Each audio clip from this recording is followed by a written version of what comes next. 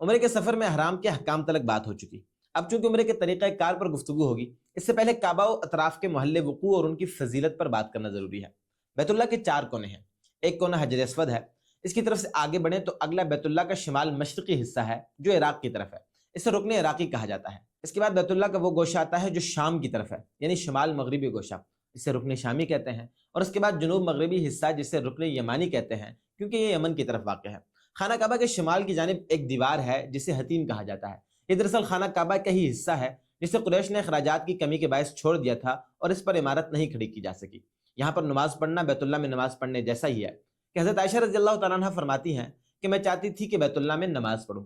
رسول اللہ صلی اللہ علیہ وسلم نے میرا ہاتھ تھام کر مجھے حتیم میں داخل کر دیا اور فرمایا کہ حتیم میں نماز پڑھو اگر تم بیت اللہ میں نماز پڑھنا چاہتی ہو، کیونکہ یہ بیت اللہ کا ہی حصہ ہے، لیکن تمہاری قوم نے خانہ کعبہ بناتے وقت اسے چھوڑ دیا اور بیت اللہ سے باہر کر دیا۔